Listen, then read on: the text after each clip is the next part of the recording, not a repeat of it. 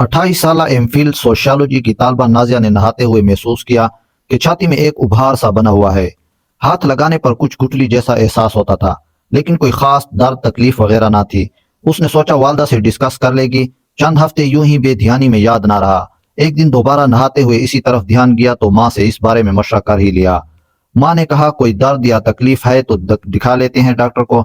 साथ मशवरा दिया कि ज्यादा मसला नहीं लग रहा तो प्याज बांध लो और साथ वजीफा पढ़ लो, ये आप ही खुल जाएगी।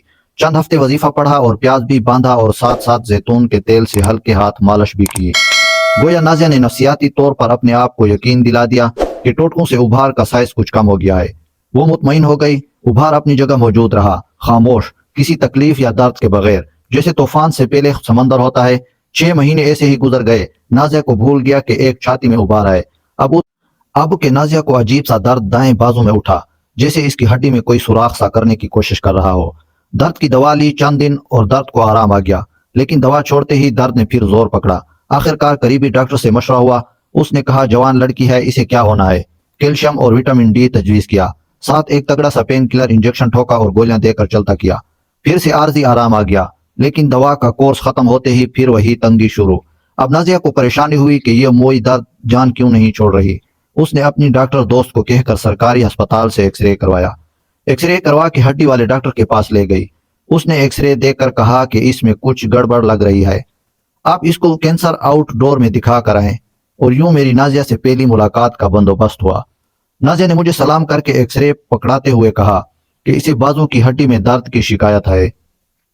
मैंने एक्सरे देखते ही हड्डी का पूछने के बजाय इससे पूछा, आपको जिस्म में कहीं कोई गिल्टी महसूस होती है? जिसके जवाब में उसने कहा कि हाँ, बस छाती में उभार सा था, लेकिन वो वजीफे और मालिश से बेहतर हो गया। लेकिन थोड़ा सा अभी भी है। वो थोड़ा सा उभार चेक करते ही अलार्म बजने लगे। मैंने नाजिया को हड्डियों का स्कैन और सीटी स्कैन लिख कर दिए। रिपोर्ट में 4थी स्टेज का इंतहाई एग्रेसिव ब्रेस्ट कैंसर था, जिसकी जड़ें हड्डियों में ही नहीं बल्कि जिगर, फेफड़ों और एड्रेनल ग्लैंड में भी पहुंच चुकी थी। नाजिया के इलाज का दौरानिया लगभग 18 माह का था। जिंदगी के आखिरी 4 माह उसने बहुत तकलीफ में गुजारे। बिस्तर पर माजूरी के आलम में वो कभी कभार अपने दिल की बातें किया करती थी। वो शादी करना चाहती थी, डिग्री मुकम्मल करना चाहती थी, माँ बनना चाहती थी, कुछ और जीना चाहती थी, लेकिन मुकद्दर का फैसला कुछ और ही था। शायद हमारे इर्द गिर्द बहुत सी नाजिया मौजूद हों, क्योंकि हर 9 में से एक खातून अपनी जिंदगी में इसका शिकार होती है। खवातीन को बताने और समझाने की जरूरत है कि छाती में तब्दीलियां हों तो डॉक्टर से मशवरे में ताखीर ना करें। पहली स्टेज में अगर हम इस बीमारी को पकड़ लें तो अल्लाह ताला की मेहरबानी से इसे जड़ से उखाड़ने के अच्छे चांसेस होते हैं।